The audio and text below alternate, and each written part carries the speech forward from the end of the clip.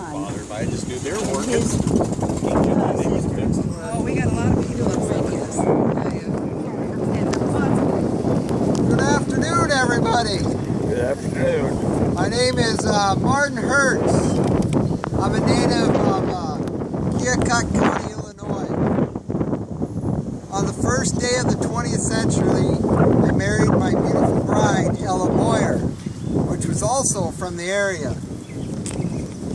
Probably shouldn't forget that date. Remember the date like that. But first few years that we're married, we stayed in Illinois, and we lived on multiple different rented farms.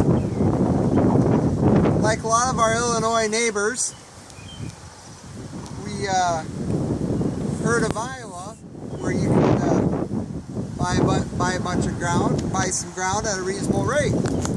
So Ella and I decided that sounded like a pretty good idea. So we contacted an Illinois land agent. We bought a farm just east of the town of Hertz, Iowa. We stayed farming in Illinois for a few more years before finally in 1909 we decided it was time to make the trek to Lorenz. So we loaded up everything we had, filled two rail cars with our livestock, our machinery, and our household items. When I bought the farm, it was a dry year. The land agent assured me that it was a drained farm. Well, 1909 was a wet year. We found out that it was not a dry farm and it's not very well drained. In fact, that farm had a slough on it that went clear from the railroad tracks to the North Road. In fact, to get to the east part of the farm, where I had some dry ground, I had to go clear around and up through the neighbor's place to get to it. Well, we didn't have a very good crop in 1909 because of all the rain, and Ella and I decided that we needed to sell the farm. So we sold the farm. We found a family from Havelock that bought it and got about half of what we paid for it out back of it, but we didn't have our wet farm anymore. So I and some of my family members just could have very well easily went back to Illinois where we came from. But my wife Ella was not going to be the poor relative that we couldn't make it farming in Iowa and move back to Illinois. So needless to say, we stayed.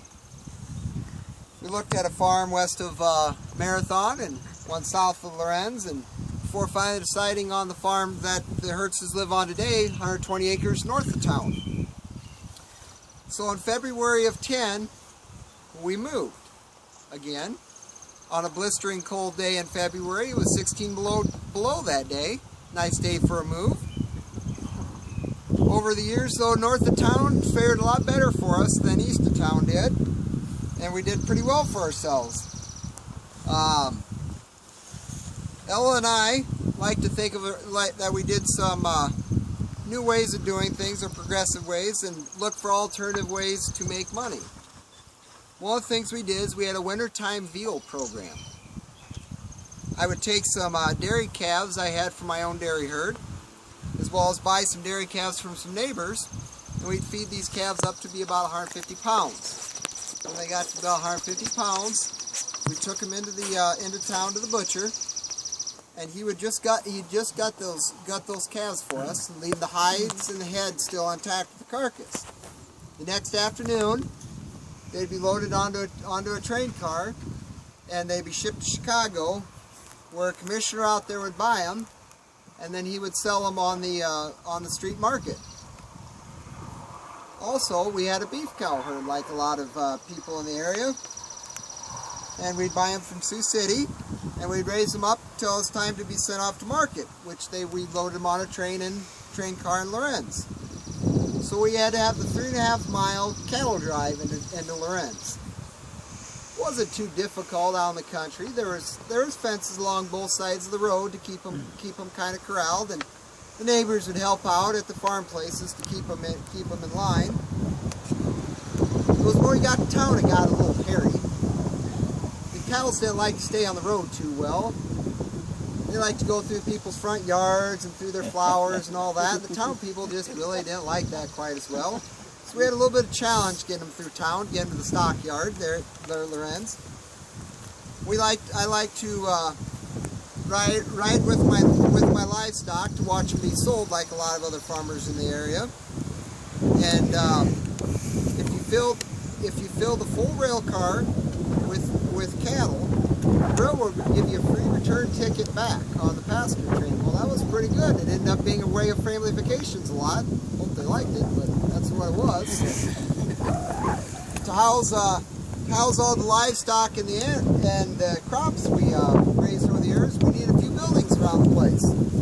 So we added on the existing barn that was there to make room for all of our livestock, and we needed a corn crib, like a lot of other farmers in the area, to be able to house our oats and our ear corn. Most corn cribs at the time were built out of wood, and well, we decided we wanted to do something just a little bit different. So we decided upon building a clay block crib. So we got all the clay block from a little town of Kalo, Iowa, over by Fort Dodge. They came in on the rail. We picked them up in town and hauled all those blocks, just like you see here, home to build our corn crib and a couple chicken houses.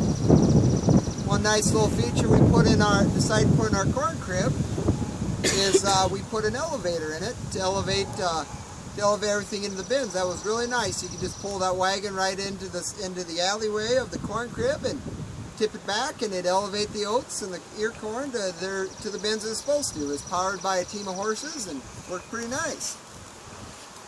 We also decided to replace the original farmhouse and built a new farmhouse out there. You know, we had to build a bigger house. We had 4 boys we had to house, so we had 2 boys that stayed home their lives and farmed and lived in Lorenz, Amos and Paul. Then my next son, Carl, after college moved to Nevada and eventually went on to form Hertz Farm Management.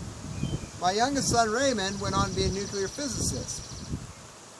Over the years, I served on some drainage boards in the area to build drainage districts to drain out this wetland, and was active in the Methodist Church in Lorenz, and served on the co-op board.